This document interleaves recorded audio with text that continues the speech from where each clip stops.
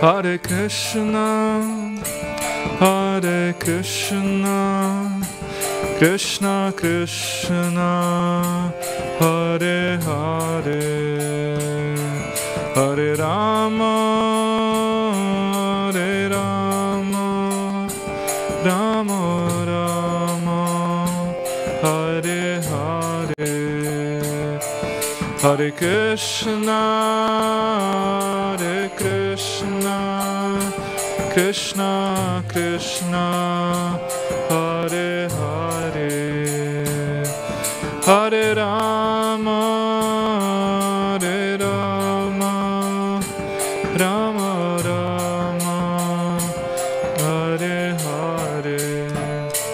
Jaya Prabhupada, Jaya Prabhupada, Jaya Prabhupada, Srila Prabhupada.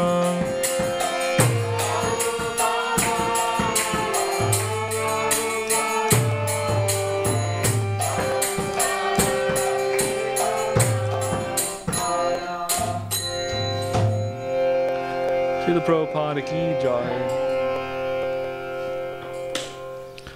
Jai Om Vishnupad Paramahamsa Parivrajacharya Sutra Satashamadesi Bhaktivedanta Swami Srila Prabhupada ki Ananta Koti Vaishnavrinda ki Grantaraj Srimad Bhagavatam ki Nitai Go Premanande. All glories to the assembled devotees, all glories to the assembled devotees, all glories to the assembled devotees, all glories to Shishi Guru Gauranga, all glories to Srila Prabhupada. Om Namo Bhagavate Vasudevaya, Om Namo Bhagavate Vasudevaya, Om Namo Bhagavate Vasudevaya, Om Namo Bhagavate Vasudevaya, Om Namo Bhagavate Vasudevaya, Om Namo Bhagavate Vasudevaya, Narayanam Namaskrityam Naram Chaiva Narottamam Devim Saraswatim Vyasam Tadu Jayaudiraya Nashta Praishu Apadreshu Nityam Bhagavata Sedaya Bhagavati Uttama Shloke Bhakti Bhagavati Natiki. So today we're reading from Srimad Bhagavatam, Canto 5, Chapter 5, Text 2. It's a very well-known shloka. Prabhupada often quoted it. Part of those who want to study Bhakti by Bhav need to learn. Many of these kind of shlokas in this 5th chapter. Lord Rishabhadev's instructions.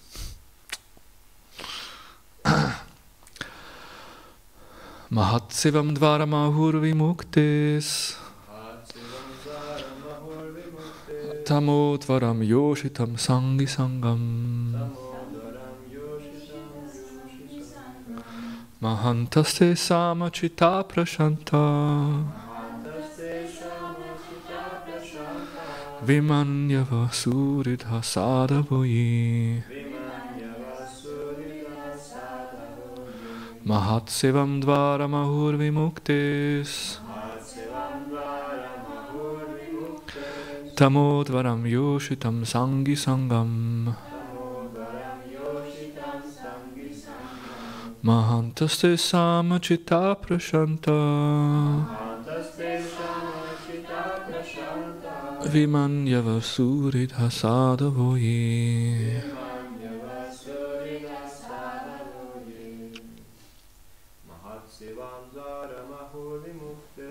Mahatsevam dvaramahur vimuktis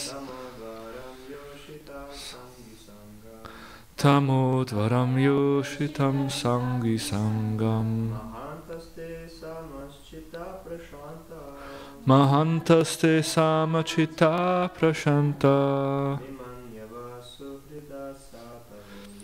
Vimanyava suridha sadavoyi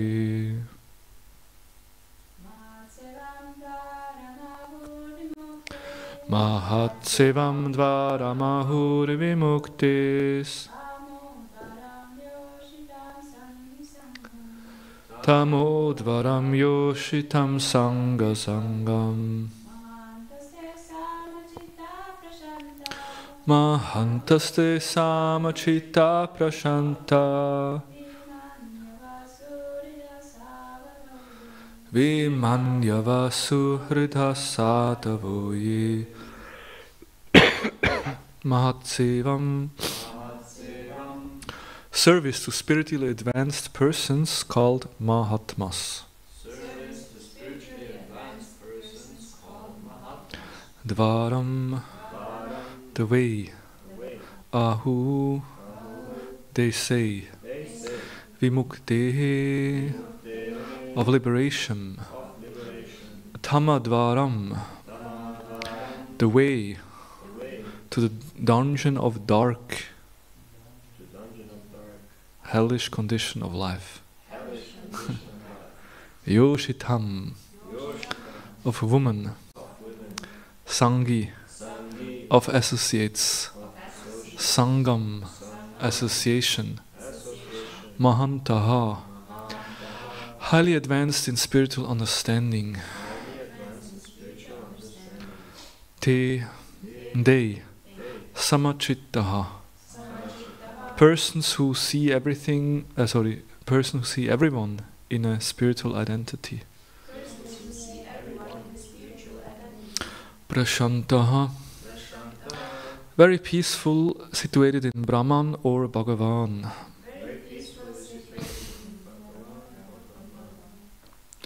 Vimanyavaha, without anger.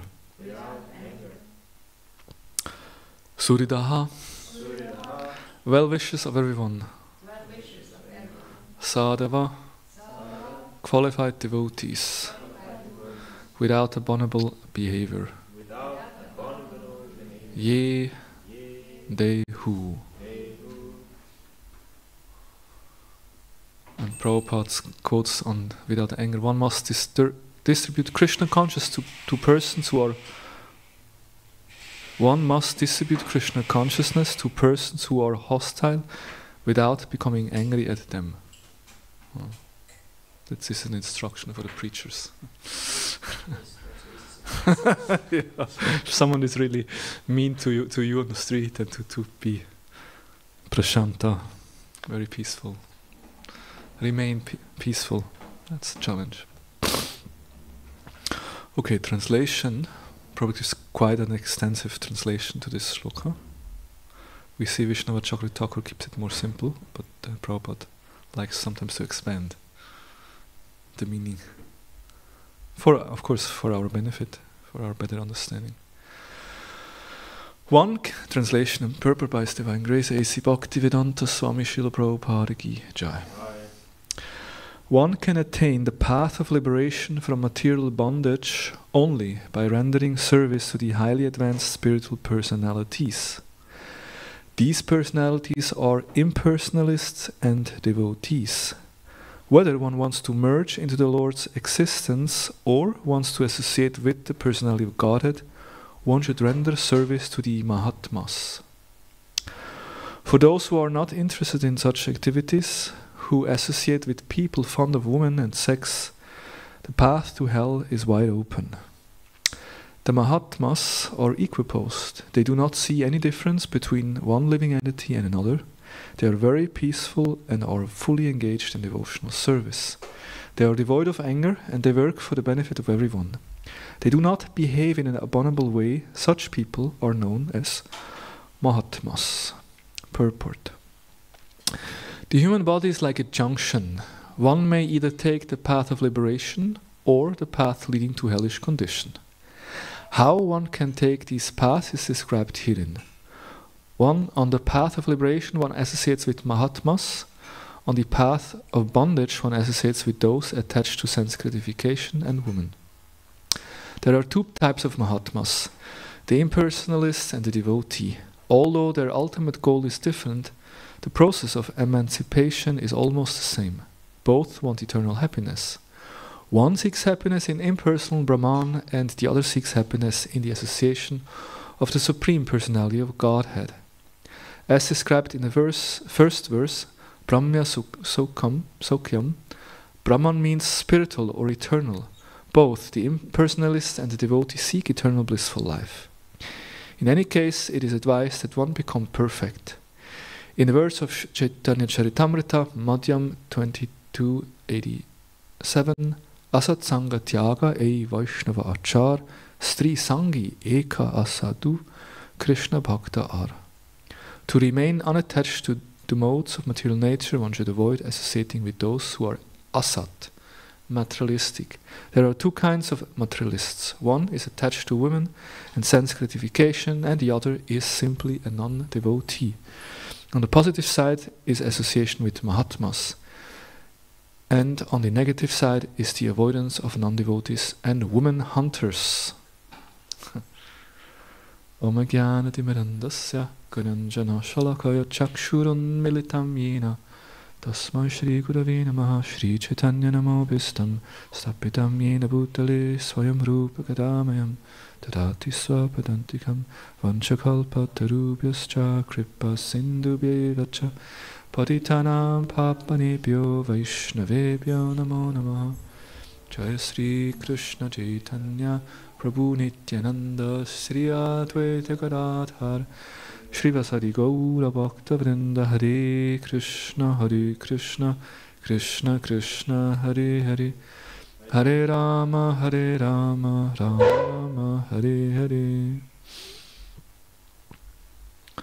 Again, the text: one can attain the path of liberation from material bondage only by rendering service to the highly advanced spiritual personalities.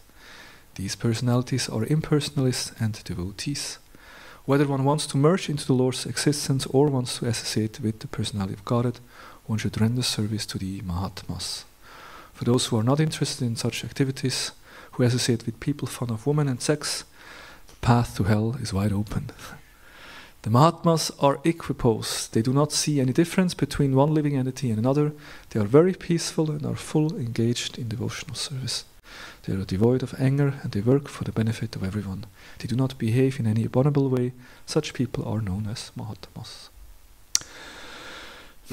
So, Lord Rishabhdev basically makes 3 points here. First is the principle, like a general principle, that there is basically two. The word dvaram can also translate to be a door. We know Haridvar, right? Haridvar is at the feet of the Himalayas, which is like the entrance. Whoever wants to make a pilgrimage to the Himalayas, he will go through Haridvar. That's why the place is called Haridvara, the door to Hari, because the Himalayas is the place where you can find God.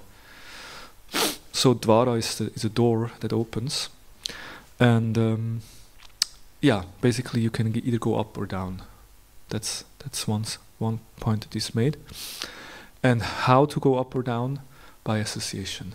Association is everything. And then what kind of association? Association with Mahatmas for the way up, and association with those who are overly attached to sense gratification. That's the way to go down. And the Mahatmas, there are two categories. There is and it's interesting because this discrimination is made, because in any case, whether one wants to attain Brahman realization or the Bhagavan, but in both cases the principle is the same, and that's why it is emphasized, because the principle is so important. The principle is to associate and serve the Mahatmas. And then the third point is basically the qualities of such Mahatmas, right? So, a lot to explore. Very important shloka. Let's read Vishnava Chakravarti Thakur's translation and his purport also. So that's his purport, translation. Service to saintly persons is the cause of two types of liberation, whereas association with men who associate with women is the cause of bondage. The impersonalist see no difference and is peaceful, whereas the devotee has a sincere heart and his intelligence is fixed in me. Both types of saintly persons are devoid of anger, are friendly to all, and do not see faults in others. So what I like in this translation. Vishnava Chakravarti Thakur discriminates between the qualities in the Mahatmas. He says that the impersonalists, they see no difference. There's like they have this equal vision and state of mind, and whereas the devotee is sincere at heart and fixed in me.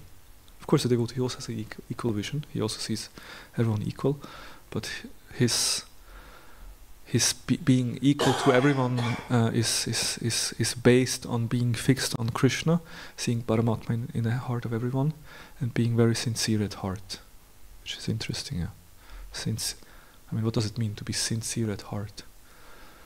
That means, yeah, you're an honest person. Really, there's no. It's purity. There is no other motivations, desires. It's sincere. You want to really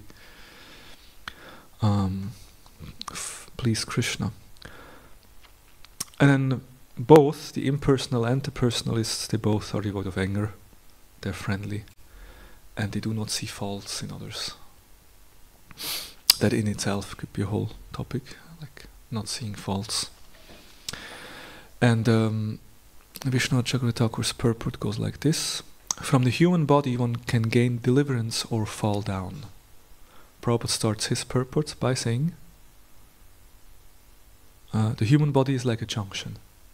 I like this so much. When we study the Acharyas, commentaries, you always see how Prabhupada so loyally, so closely to the Acharyas' comments. Of course, he has his own realizations, and he presents it in a way we can understand. But you see, it's not mental speculation. Of course, it's a very always just absorbing the commentaries of previous acharyas, and then just giving it in his own words, adding his own realization. So from the human body one can gain deliverance or fall down. The cause for both lies in the human body. Association with the saintly is the door to different types of liberation. It was mentioned in the previous verse that one attains the infinite happiness of Brahman. Also this point, Prabhupada makes the same point, almost the same sentence. The Brahman has two types, impersonal and personal. Thus the word V indicates a variety of liberation, merging and becoming an associate of the Lord. Mahantu also means two various varieties of saints, worshippers of impersonal Brahman and worshippers of Bhagavan. Their differing qualities are described in a double language. Samachitto means one who sees no difference, that's the impersonalist, and one whose heart is sincere, the devotee. Prashanta means one who is peaceful and a devotee whose intelligence is fixed in the Lord. And then means intelligence fixed in me, have the same meaning for the impersonalist and the devotee. Sadhavo means those who do not see faults in others. Yeah. So this principle of the importance of association is emphasized again and again in many ways. So we'll just go through some of the Shastric evidences on the same topic. Kapila Shiksha, we have Prasangam Majaram Pasham Atmano Kavayo Vidu Sa Eva Sadushu Krito Moksha Dvaram Apavritam. Same point again. Moksha Dvaram. The same word is used, Dvaram, the door. So here at Kapila says, every learned man knows very well that attachment for the material is the greatest entanglement of the spiritual soul, but that same attachment, when applied to the self-realized devotee, opens the door of liberation. In some way it's almost very similar shloka, right? The same principle is given. That yes, there is attachment, and one kind of attachment pulls you down, and one kind of attachment, lifts you up. Not only lifts you up, but actually opens the door. Moksha Dvaram. Prabhupada comments, here it's clearly stated that attachment for one thing is the cause of bondage in conditioned life, and that same attachment, when applied to something else, opens the door of liberation. And Prabhupada makes a point, attachment cannot be killed. As long as you're a living entity, you have desires, you have feelings. So there will be attachment. It's very natural. Because you want to love, you want to exchange. So it needs to be simply transferred, Prabhupada says. And Prabhupada gives the example that everyone has a desire to be attached to someone, to something, to have this relationship. Despite the statement that one should give up attachment, desirelessness is not possible for a living entity. A living entity by constitution has the propensity to be attached to something. We see that if someone has no object of attachment, if he has no children, for example, then he transfers his attachment to cats and dogs. It cannot be stopped. You need to love, someone or something. Nowadays, people become more attached to things. My iPhone. So we identify with things. So, but attachment is there. But if that same attachment is transferred to the devotee of the Lord, then that's the source of liberation. And Prabhupada would speak about this a lot. I guess we could spend hours just quoting Prabhupada on this topic. Prabhupada says here, sometimes there is some disagreement that why one should not live outside the temple. Why not outside the temple? Of course, this is, I guess, in the 60s, 70s, everyone lived in the temple. Okay, their congregation did not yet exist, really. Everyone lived in the temple. Like if you join the Hare Krishna movement, basically you'll join the ashram. Prabhupada would establish many, many temples, and people would stay in a temple and preach. That was the reality.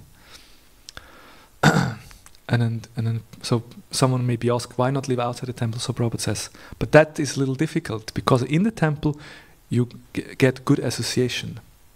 Everyone is trying to become free from this bondage of life.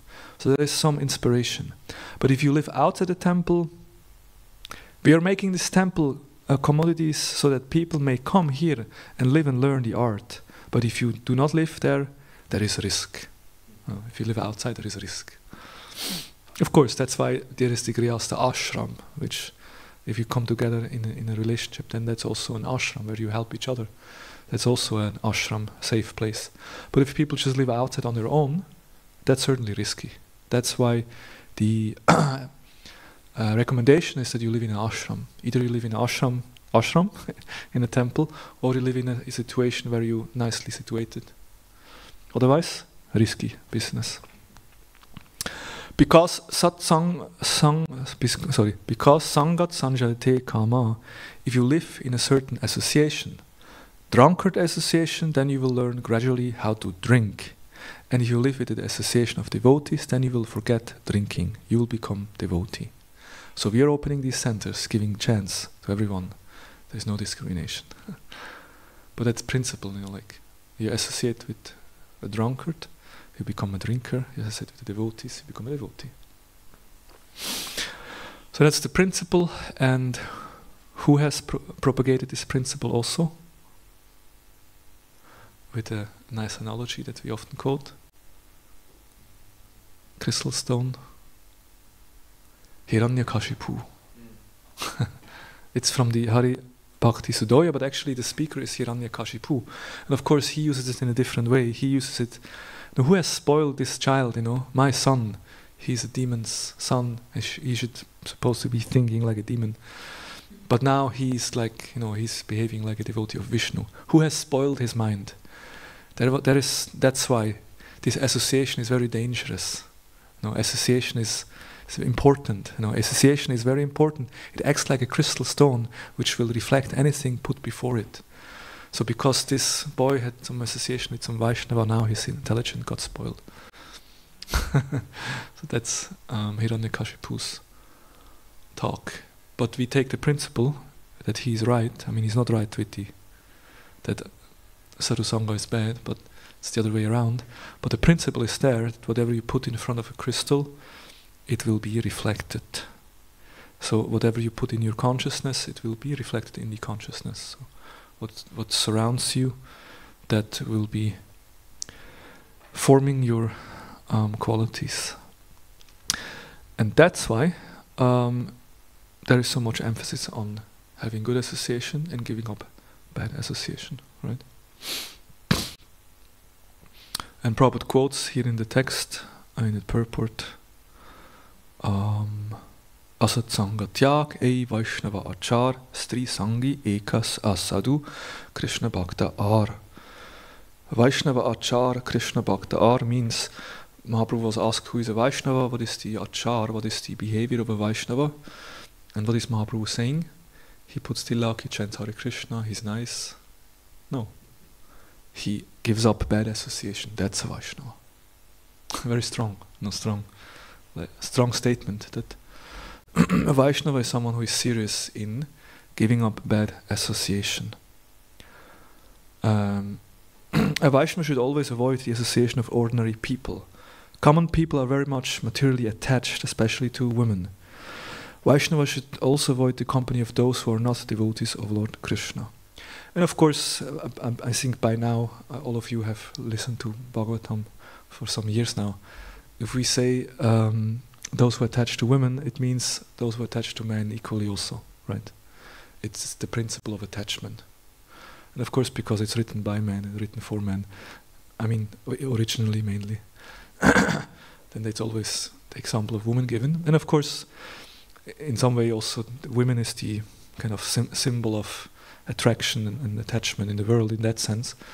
But for a soul, it doesn't really matter. You know, if the soul and it's a woman body, then of course attachment is in the man, and the man body attachment is the woman. Or sometimes it's also mixed up, but the point is the attachment is there. and that attachment is a problem because then we forget about our eternal nature as a spiritual soul, we identify with the body, we forget about Krishna, and that's why we get stuck. That's the main issue. And it says, especially those who are too much attached to women or too much attached to men, because in their association we take up the same qualities, and their quality is lust, greed, enjoying spirit.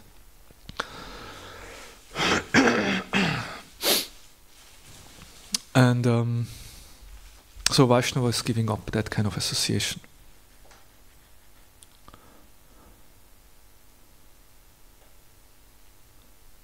I remember when I joined the ashram, I was quite a young brahmachari, and I still had some contact with some previous devotees and some friends. Then one friend, this was a lady, who I had good, close relationship. So she wanted to see me. So we went on a walk. I went with her on a walk. Then she kind of started to speak to me. Yeah, but you don't feel that you're missing out something. Like relationships and sex life, and really I was like. So I realized, you have to be careful to whom you're associating closely, especially on a closer level. And of course, she didn't meant it in a bad way. She was concerned about me, my well-being. But if the person doesn't really know what is a true self-interest, that's the problem. That's why we associate with Vaishnavas, because the devotees, they know what is the self-interest. The self-interest is the soul, it's a relationship to Krishna, and that's why they guide us in this direction. But the materialistic person, they think the self-interest is to enjoy the senses, and they will guide us in that direction. So Rupa Goswami also Satyahara Prayasascha Prajalponya Magraha Jana Sangas Jalolabjas Shaptir Bhaktir Vinashati. Vinashati means destroy. These principles, they will spoil or they will destroy one's devotional service. What are these? Eating more, and so on. But one is Jana Sangas, which is associating with worldly minded persons who are not interested in Krishna consciousness. Then on the positive side, Utsanishayat Haryat.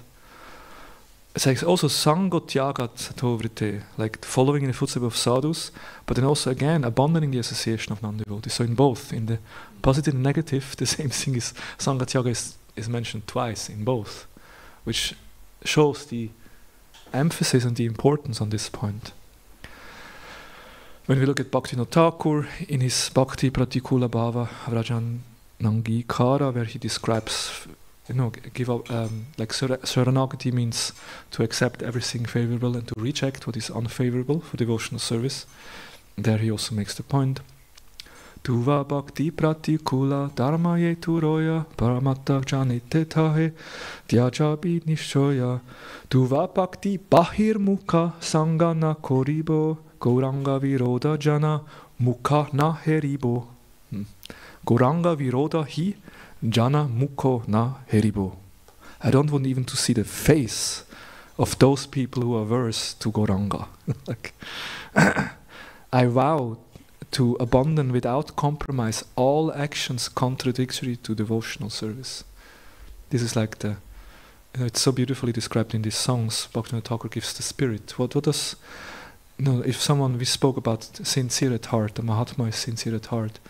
And one way of sincerity, we can test ourselves how sincere I am, is that how much I'm willing to, without compromise, give up everything which is unfavorable and embrace everything that is favorable. That's a very good measurement to see. And here it says, I will keep company with no one opposed to devotional service, nor even look at the face of person inimical towards Lord Gauranga. So those who are against Gauranga, those who are against Krishna, I don't want to even see their face.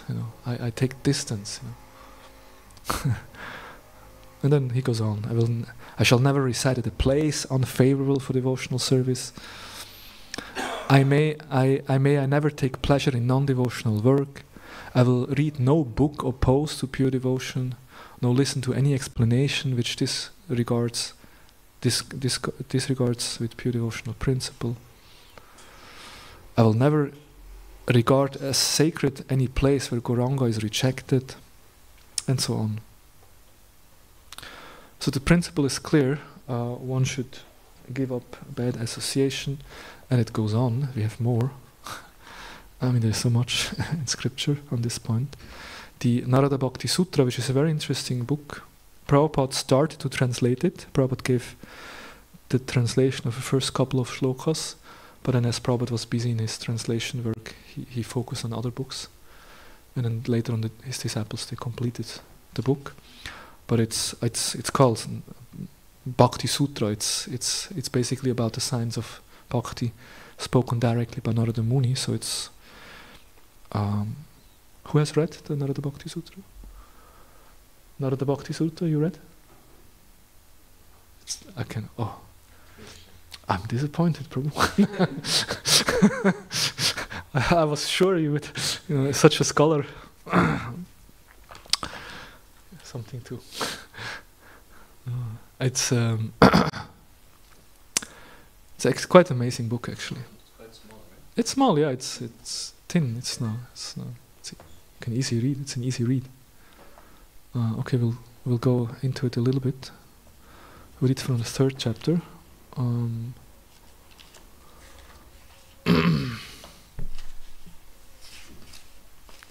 Yeah, the means of achievement, how to achieve bhakti. And here again, the same thing, it's emphasized.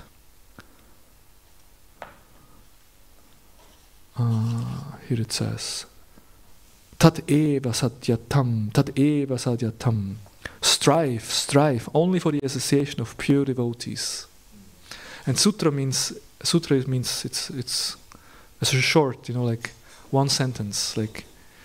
And so all these sutras are very short, just some concise wisdom. And then next text, Dushangam Sarva Teiva Tyajaha. One should give up all kinds of degrading association. And then here it also says the same, that what I just mentioned. The statements about women should not be taken as a critique of women as a class. Just as woman is often to be the symbol of Maya for men, so attachment to man is also the main entanglement for women. We already covered that point. And then text 44 says, material association is the cause of lust, anger, confusion, forgetfulness, loss of intelligence, and total calamity. And then there is a strong statement here. Wow, this one you have to hear. This is... Sometimes I'm always concerned about our live stream here. You don't know who is watching, and people can misunderstand.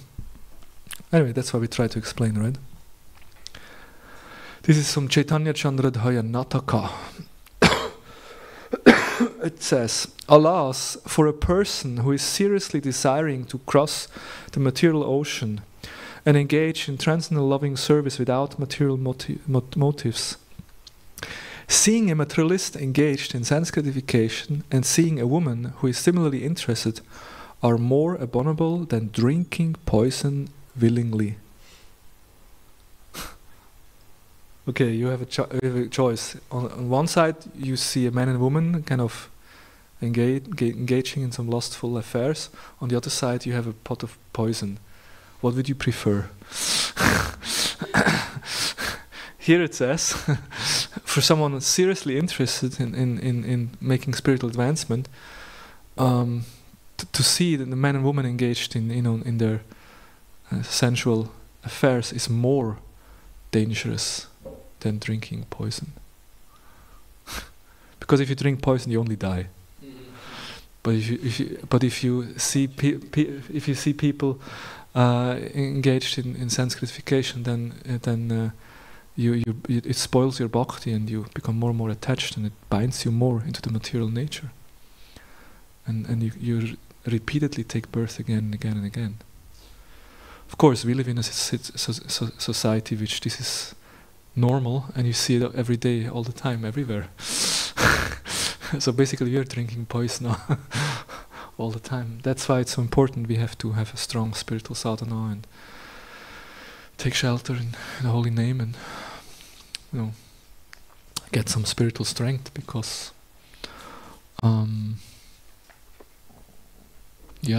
Dushanga is very strong.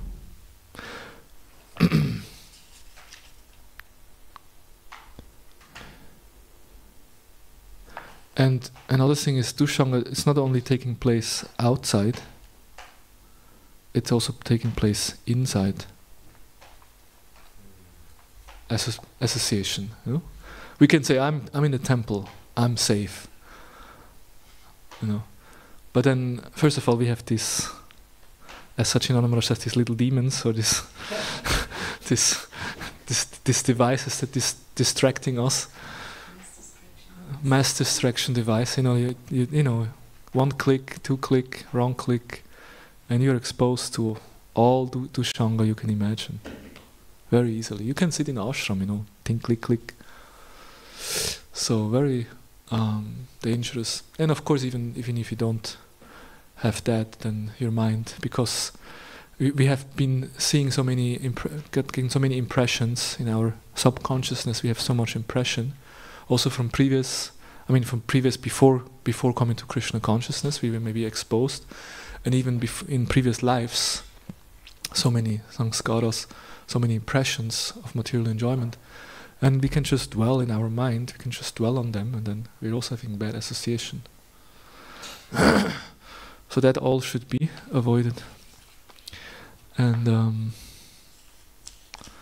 text 45, it says, Tarangita apime sangat samudrayanti, rising like waves from material association, these bad effects mass into a great ocean of misery.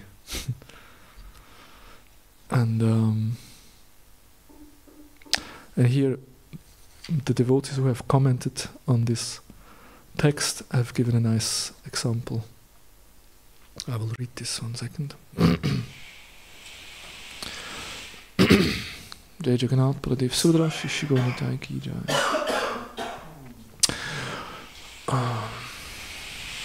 The deluding potency Maya is the Lord's own energy and can thus overcome even a powerful sage.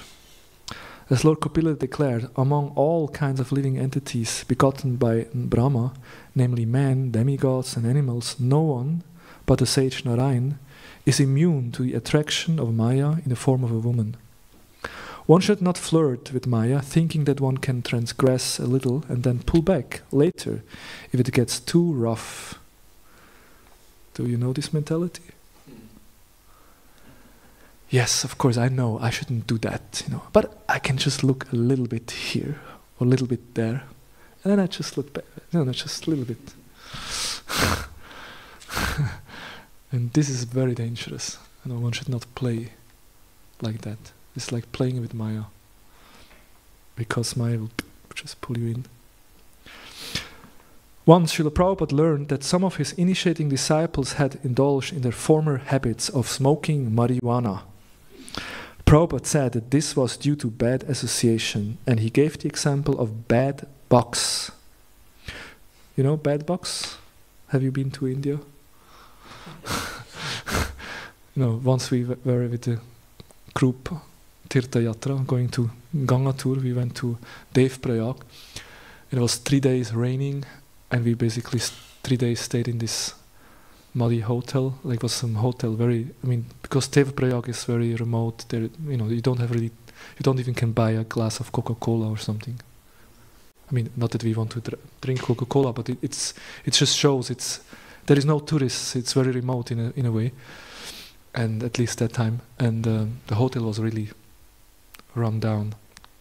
And then in these mattresses there were bed bugs. So in the morning you get up and you're bitten by bed bugs everywhere. So Prabhupada compares bad habits like bed bugs. During winter, bed bugs seem to disappear from your bed, but in due time they emerge and again bite you and grow fat on your blood. Similarly, a transcendentalist's karma or lust may seem to be entirely subdued, but it actually present in a very reduced state.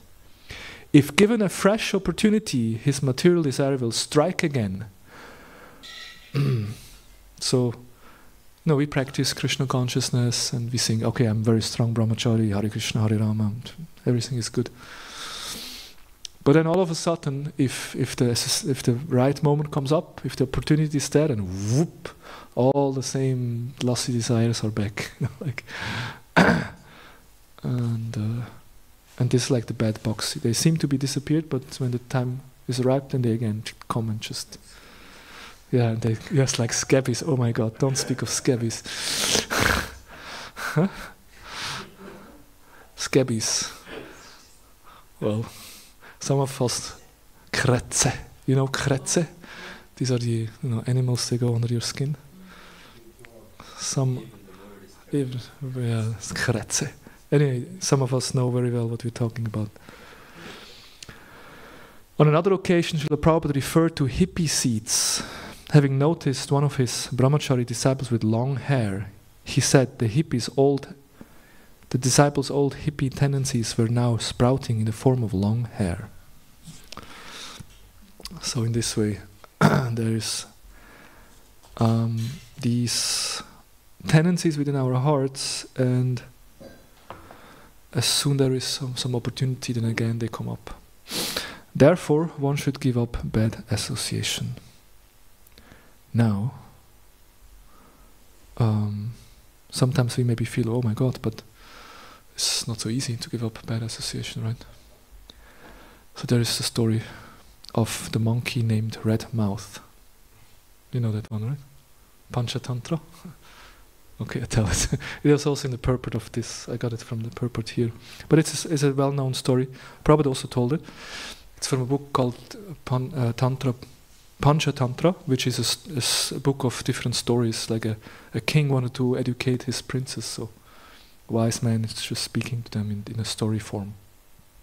So that's why it's a child story. So there was a monkey named Red Mouth who he lived on a great fig tree and very much enjoyed his fruits. That's why Red Mouth, because he always had, fruits on his mouth, always enjoying the fruits. This monkey developed a friendship with a crocodile named Terrible Teeth.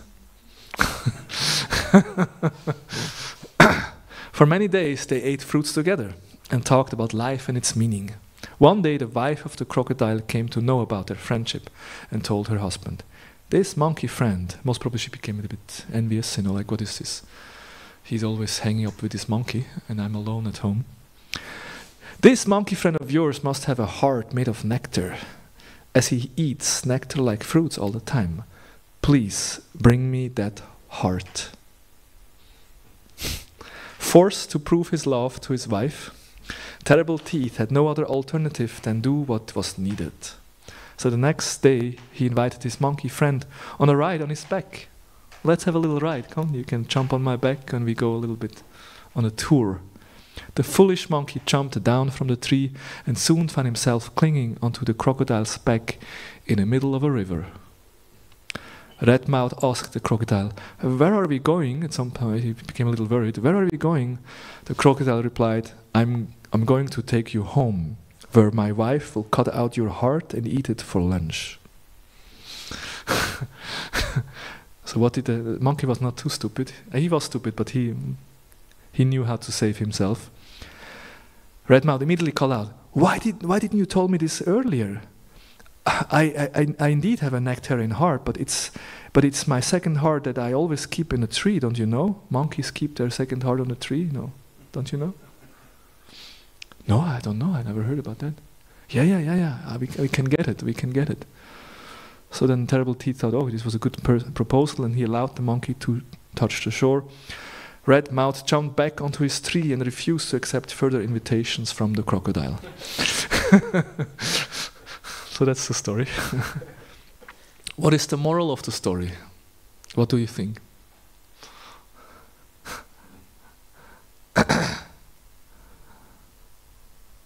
I tell you, the moral of the story is you may associate with materialists, but don't give them your heart. No, you be careful whom you give your heart. And that's confirmed by Bhaktivinoda Thakur in his Bhakti Loka, where he explains, because association, sometimes people hear this, oh, we don't associate with materialistic people. Oh, but in my job, there's so many materialistic people in my office and I can't associate with them. No, you don't exist. You don't say, and people think these Hare Krishna a little strange, they never come for a break, don't talk to us. So it's not, if you even sit in a bus, someone sits next to you, like, you're a brahmachari, you sit in a bus and then a young lady sits next to you. Like, oh my God. Like here in the temple, we are very much, like separated, like ladies are there, men are here, and you never talk to someone. And all of a sudden someone sits close to you. Like so that kind of association, you can't avoid, that's, if you're part of the society, you always have association. But Bhaktivinoda Thakur explains that, but what we can do is be careful to whom we give our heart, because it is the engagement of the heart, or in other words, the feeling of affection and love, that defines if we actually associate with someone or not. So association means a loving exchange from heart to heart. That's what association means. So therefore Bhaktivinoda Thakur discriminates between dealings out of duty and dealings of true love. So we may have duties, we go to the job and not we, but those who have to, they go to the job and and then they have some relationship, they have a duty to have a relationship with their boss, with their colleagues, and maybe even in the family. If the parents are favorable to Krishna consciousness, even better.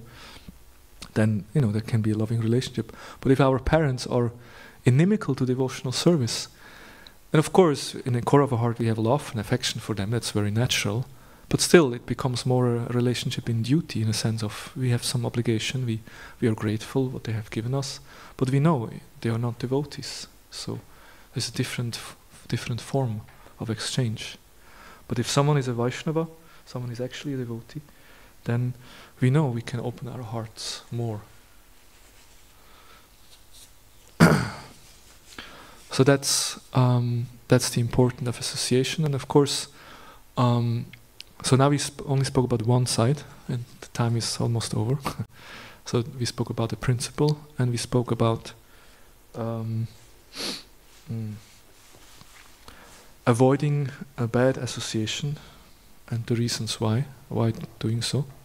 But on the other side, on the positive side, of course, that's why also Narada Bhakti Sutra says, strive for the association of pure devotees.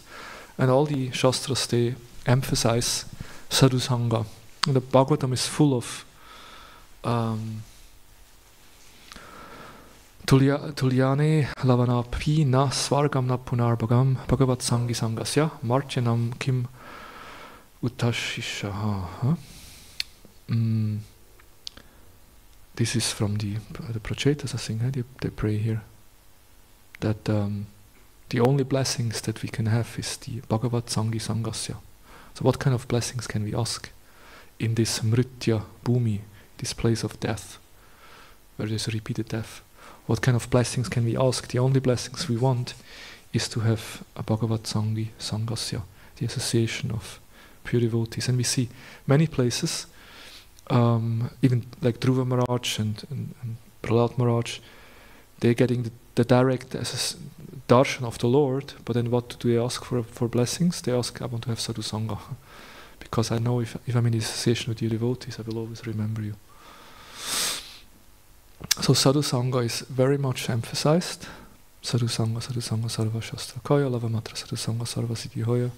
Even a short moment of association, one can attain all perfection. And the Narada Bhakti Sutra also makes a very interesting statement. It says, Mahat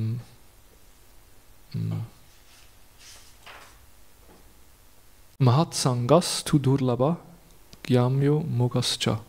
That association of great souls is rarely obtained, difficult to understand, and infallible. So there's three things, no? First of all, it's rarely obtained. I mean, even the human form of life is rarely obtained, first of all, right? We know that many different descriptions on how a tortoise comes up every 100 years to get some to breathe, and then there is one piece of wood with a hole swimming on the surface of the ocean. How much chance is there that the tortoise comes up and just hits the hole of the wood? Very small chance. Like the ocean is big. So that, like, to get a human form of life is like that. It's like, it's like a bingo, like a winning in the lottery. To get a human form it's described. We don't really realize, and we think, wow, what's so many people out there, what is so special about it? But the Shastras say that to get a human form of life is very rare. And then what to speak if you're human, then to get association with devotees, or to speak of pure devotees, is very, very rarely obtained. And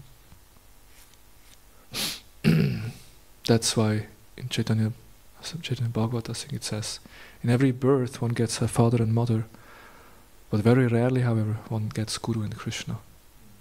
In every birth you get, even if you become a dog or a cat, we also have a dog father, cat mother, it's always there.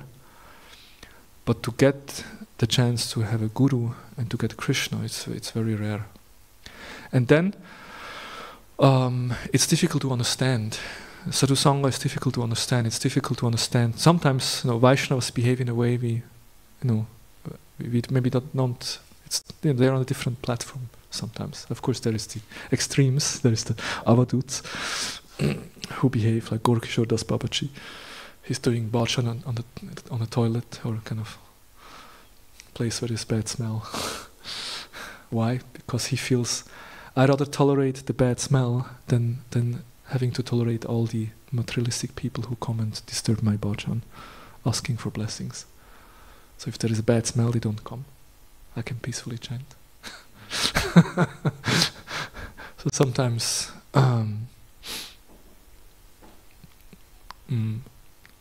we may not be so easy to understand Vaishnavas always, but their association is infallible. That means if we associate with them, something will happen. There is good fortune in their association. Whether we are conscious or unconscious, we don't know. Like I told the story recently, like my mother once came to the temple. I mean, she came several times to the temple, but that time I invited her specifically to come because my Guru Maharaj was here. It's on a Sunday program. And then she was standing outside, and then my Guru Maharaj was standing in the door. And they just saw each other briefly. Then my mother said, "Oh, he's like the Dalai Lama, huh? He's like the Dalai Lama." And, that short moment my mother saw, such a great a Vaishnava, something happened to her, and I'm convinced. She maybe doesn't know what happened or what it actually meant, but sadhusanga is infallible. There is a benefit in even a short association with pure devotees. There is a very powerful benefit of associating. So therefore, we should always strive for association with devotees, and one should become very, very eager and very greedy. We can say greedy for hearing from such devotees, because by developing attachment to them, as we heard in this shloka today, by serving them, developing attachment to them. I'll read again the text.